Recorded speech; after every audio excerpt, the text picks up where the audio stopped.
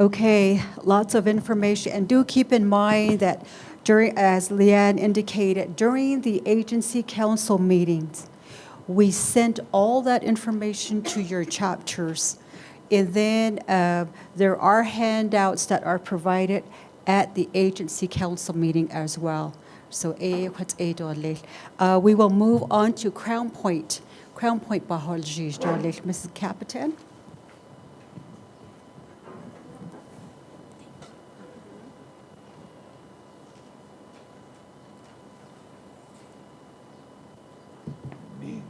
Good morning, everyone. Welcome to Crownpoint Chapter House. It's a beautiful day. Mr. Platero, it's good to have you here. I was very pleased when I heard that you took the division department, so thank you very much. I just feel like some things are going to start happening, maybe faster. So we have a few things that we want to ask about, maybe just comment about. But the number one thing that we've always been looking forward to is some pavement extending from the Mariana Lake in 11 Road between Mariana Lake turnoff to Route 9 over here in our area is 12 miles, 13 miles. Anyway, the talk way back years ago, about 20 years ago maybe, was to pave the whole thing. And there was a lot of extensive work that took place in our area over here. They found anasazis and they had to stop the operation and remove the anasazis. Les zuni kutin da iste ot ape naho atayila ano chitant pinastio. That was all removed. Adok at pavement baholji no. Adot och ehel o nasto 3 miles at that's earlier from Mariana Lake to about 3 miles coming this way. So our portion was never done, and we were always told that we in 11 was in the plan to be completed. So if we can't do that top portion part, at least ashwande 3 miles that any hapan sataki. So coming from Route 9 that way on in 11. And of course there's the mesa there, so that's going to take a lot of extensive work and a lot of money. So I wanted to mention that, and I wanted to know if that was still on your plans under NDOT. The second one is our airport. We have an agency airport here. We have a hospital, and we have many programs here in Crownpoint. And electric big enda iyilya at kwishina. And I don't think we have to. We shouldn't have to be the ones to pay for the airport when IHS is taking patients from all over, from here to Lake Valley, White Rock or White Horse, Pebble Pintado. When they have to be moved by a helicopter or an airplane, mostly airplanes, you know, our airport is really used during the pandemic. Gosh, sometimes 3 times a day, maybe more, every day, every night, all hours of the night, helicopters would be in and out of this area. But my concern is that we really don't have the money to be paying for the electric, because it runs anywhere from $100 to $300 a month. And we shouldn't have to be paying for it because it's taking money out of our claims fund. I deny electric needs on though by July we're short already. We don't have enough money to keep paying for it. And I've said this before, why can't we, I don't know how it can be done. I said, why can't we get money from other chapters to help us? But I think that would be impossible. So this year, our staff, we're gonna request, I think we already did before, we're gonna request budget and finance when we're going through this budget, if we can get more money just to pay for the airport lights. Otherwise, we can just next month say we're not gonna pay for it anymore. It's up to you, IHS. IHSA, they do the security. They're constantly down there checking on the airport. And then in DOT, it does do maintenance work. And I'm glad about that. When Orlando Teller was leaving, we were told that we have $200,000 to maintain the airport. And recently, $400,000 non-hitotni. I just want to see if that's still there, if that's still going to happen, and when, because there are potholes in the asphalt on that airport, and the planes are not landing there at nighttime, because just like these roads, regular roads around here, those planes can flip if there's a pothole in the asphalt. So that's a concern for us. Ashkonde, look into it for us. The third one is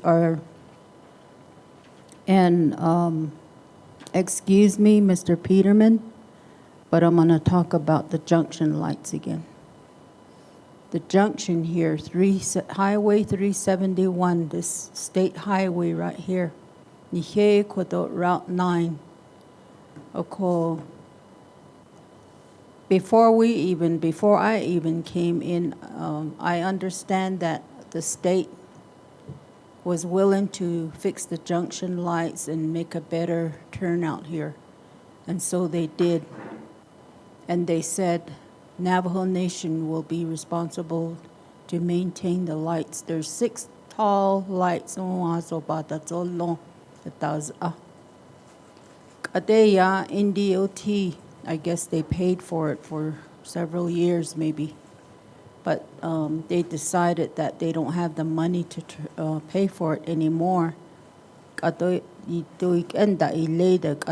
or 5 years, that's it. It gets dark in the evenings, all through the night, and we have trucks going through here all the time. We have heavy traffic. You sit down there and watch. There's a lot of traffic that goes through 371. And when you're turning into Crownpoint at night, it's pretty scary. I've done that several times, and you can't tell where the road turns off this way on Route 9. Something's about to happen there, and I'm just, thankful that it hasn't happened. But we need some lights there. There's already lights there. I'm not sure how much it costs to make monthly payments on those lights, but please look into it again. I know Joe Peterman told us several times through the years that NDOT is not going to pay for any more street lights. But, we're trying to, I'm worried in our community. I hear this a lot. How come your lights are off, and I try to explain. Nasa obayansin. I'm saying it over and over. And maybe solar lights, I don't know. Maybe 4 of them. Something needs to be done. So I wanted to mention that again. The other night we were rerouted from 371 through Burnham and I was driving through Nash Chirihanjin Journal lights, the street lights, and I was thinking about Joe Peterman. I wonder if these lights are paid by the chapter or in DOT. Who's paying for it? And I thought about our lights over here. So as a chapter president, official, you know, you think about these things. You think about it for your people, the safety of your people, your community. So anyway, please look into that.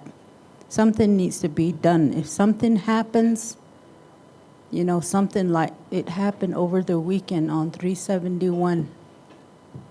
We got to a terrible accident. It just happened like 30, 40 minutes ago, head on. And that's what I thought about driving back. What if something happens like that right here? Who's going to be blamed? Probably the Crownpoint Chapter president. Allah donde ya tahal chiho donde taha an hit needle, right? Chapter always get the blame. So Ash going to look into that. You know, something might happen tomorrow, next week, next month, but there needs to be lights there. And I go through there sometime at night, because I can't see the intersection. And one time I turned off into the hospital area. I did that about 3 times. So it's hard to drive towards Route 9 as you're coming this way. The fourth one is the 15-mile road maintenance. I think that's good. I think we just need to do a better job of communicating. I don't know how long ago NDOT came to do some work on our roads, and I keep saying, when they do that, please inform the chapter.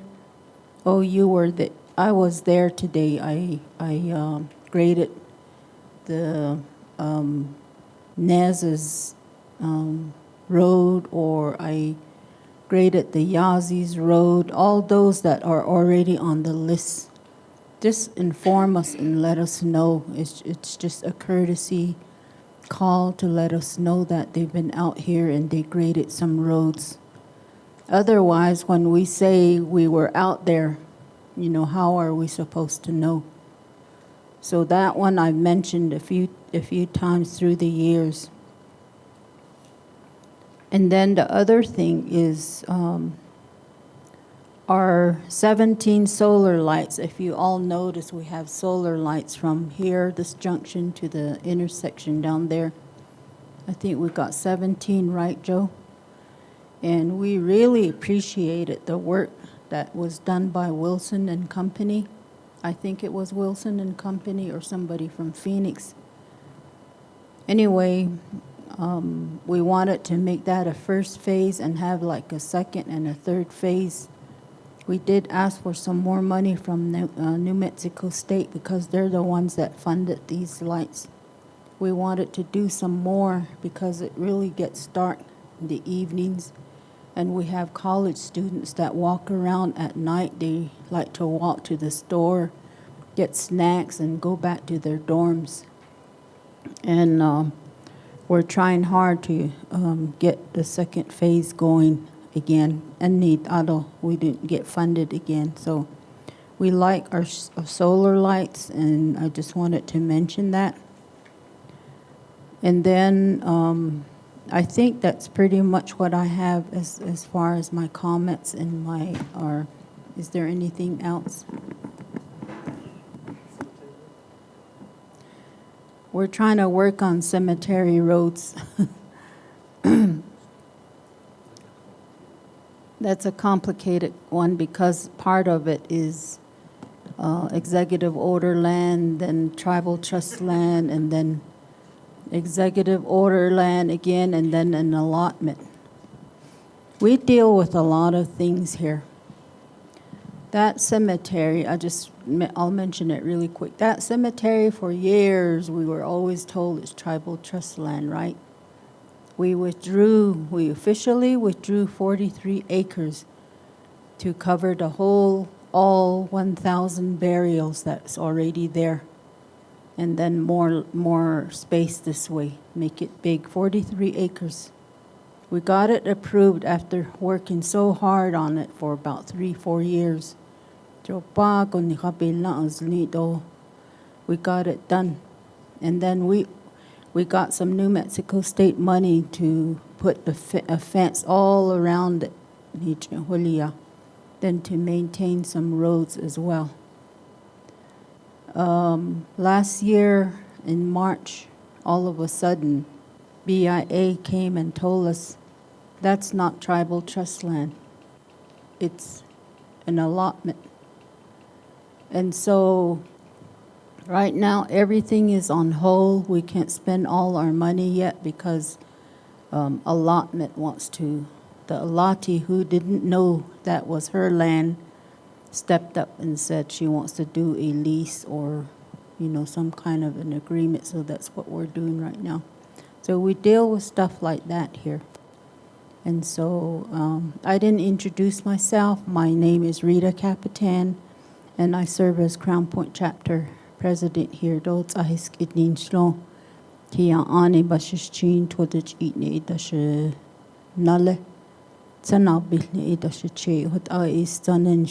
I just wanted to also introduce our CSC Aaron and then Felicia, our AMS, real good staff members. Although our chapter vice president is back there, Leonard Perry. Thank you.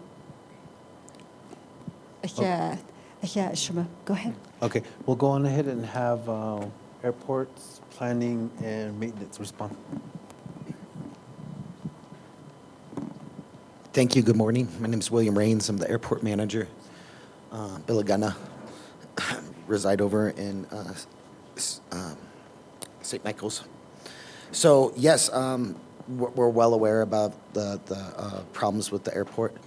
I had a meeting with our land hoteler this last on the 5th, Cinco de Mayo, and we're reconstructing the Chinle runway right now.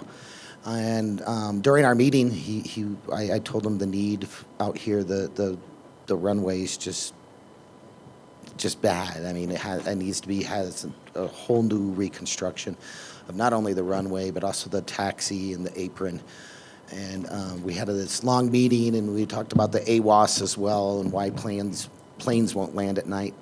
I'm in the middle of writing a proposal that's going to go up to the Senate and congressmen and women and get funding for a reconstruction of that whole airport, as well as 3 other airports. So this is in the works. I am new to NDOT. I've only been here for a month and a half, but I'm addressing a lot of these problems and getting things going on. I had transferred over from Minerals Department doing right-of-ways, and before that, historic preservation as an archaeologist. So I can help out the whole panel here, NDOT getting clearances, right-of-ways. I can help out on many facets of what needs to happen. So I'm very happy that Mr. Platero is now the director, and I see the department as a whole going in a very good, positive direction to help out all communities. So I thank you for that. Yeah. Oh. The billing. Okay, for the lights, I'll address that. I'll chat with some things. I didn't realize that you guys were being billed for the lighting.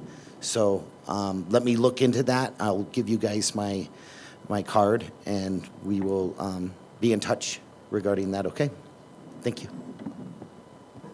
Okay, so for planning, just an FYI, I'm trying not to be disrespectful, but I am texting my technicians on all of the routes that are coming up. So with N11, the ADT on that one is 1,414. So which is good, which is pushes us into asphalt. And I did ask my technician if the cemetery roads were in the inventory. He said, not yet. We have tried for the past several years to have BIA approve those routes into the road inventory. So we will get back with BIA on that one. And then the, in 11, so I have notes from Mr. Bradley here. So in 11, project will begin at N9 and proceed south 3.3 miles. Project design, archaeology, biological, environmental will be completed by Navajo DOT. Right-of-way is in place, and construction funds committed is 11.5 million. So that's what I have with in 11. So it's in process. Good morning. Feels like I'm right before RDC. Chairman Platero. Shea, Leonard Perry, this is Janita. I'm the chapter vice president. I have a question on the airport. A few years ago, there was a master plan that was done. AEI had a hangar and heliport and the widening of the airstrip, and it was going to be used for tourism, business, and all these things. Are you going to redo the whole design, or are we going to start new? Are we going to begin from ground zero, or are we going to redo the whole design and make sure that it's up to date to compliance with what we're trying to do in Crownpoint? Because we're looking at economic development in addition to IHS, plus we also have 2 schools here, major schools. So we need to be like conforming to that. I know that design that was done years ago. It's kind of outdated. So the new design has to be in compliance with what we're trying to do today. Eddie, I should question those. Yes, I know that there's a design right now of I believe it's the apron and taxiway. So that is being implemented through our consultant, Armstrong. But I believe Orlando probably had that in place. And I can chat with them about that and get this information, but I also want to work with you guys. I am new to the department. I've only been here for a month and a half, transferring from minerals and historic preservation before that. So I want to work with you. If we can do like a one-on-one, and then I can come over and we can really hash out what you guys want for your ultimate plan. If you guys do want hangars, if you do want things like that, of course we can work with you on that. We're also looking at helipads too, and maybe incorporate a helipad out here in the Eastern Agency in a strategic location as well. So thank you for that question. Yeah.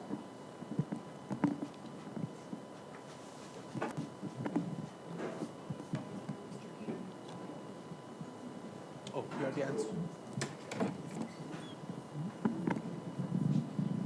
All right, thank you. You know, one of the big challenges here in Eastern is checkerboard, right? Your 474 and 46 is tied up with BLM because a part of it's on BLM land, and BLM they're real picky about what they want out there. And that's been the big delay on your 476, 474 intersection. This BLM is the bottleneck, just to be blunt. And Wilson and Darrell Bradley been trying to overcome that hurdle, but they're still right there. They still haven't budged, and that's why your project's on delay. Same thing with the cemetery. We really wanted to help you improve Cemetery Road. Hey, my in-laws are from out this way, and some of them are interred there, so I know you Cemetery Road, and we really wanted to work on it, but all that checkerboard got in the way, and so we're just, you know, it's like we spent $26,000 just to find out that we can't do nothing with it. So it's kind of an issue there. I was looking at your blading schedule, your 15 10 routes on there. You have 10 routes. One of them only has ADT of 2, you know, so I don't know. We're gonna look at that. And then, yeah, Nash Chitty. Several years ago, we did a road safety audit with Nash Chitty. That's where it starts, lighting and all that. Turned out they needed some lights. So then they got some New Mexico funds again. And then we worked with New Mexico DOT and NDOT and to get their lights installed. And before they even started installing the light, I told Nash Chitty, you need to pay your own light bill. I said, I'm not going to allow this project to start until you say we'll pay your own light bill. And they said, okay. So we built the lights, and they pay their own light bill. That's why those are on. They're certified chapter. Yesterday, we're in Sonosti, and Sheep Spring chapter, our lights are off too. So yesterday after the meeting, I stopped there at Sheep Springs and I went to the power pole and I opened up that thing and I reset their lights. It was off, so I reset their lights for them. They should be working tonight. This one over here, I stop at it and it's different. That one, the NTUA, their meter is up here and then the control box is down here. But this one over here, it's all in one. And NTU has this funny lock on it, and I can't open their lock. If I open their lock, they're going to throw me in jail. So I've been trying to get with them to open that lock so I can look inside your panel box and see what's going on. But I can't get in there because of NTUA. But then now we have our contract back with our global lighting agreement. It got extended again for another 3 years just recently. So we're putting them back to work. I'll have them come out here and check on your light. I'm pretty sure we're paying the light bill still. You know, one instance that happened here in Crownpoint is the light bill was submitted, but then Window Rock didn't pay the light bill. So NTUA turned the lights off. Then they have a $50 fee to return them back on. So we paid that $50 fee and the lights came back on. And then now the light bill should be getting paid every month because, you know, that's what we do. That comes out of the road maintenance budget. We should be putting that money fixing cattle guards, fixing fence, blading roads. Here we're paying light bills. That's the big issue I have with that. But I'll get to work on it here pretty quick. See if I can get our contractor out there to check on it. Yeah, Continental Divide, they're worse. They'll turn it off 5 days without question. So they're worse than NTUA. Okay.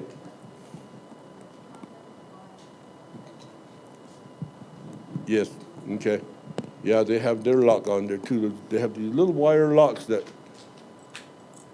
you have to have a special key to open it. So we'll get hold of them. I'll have a contractor come out and look at it and get them lit back up.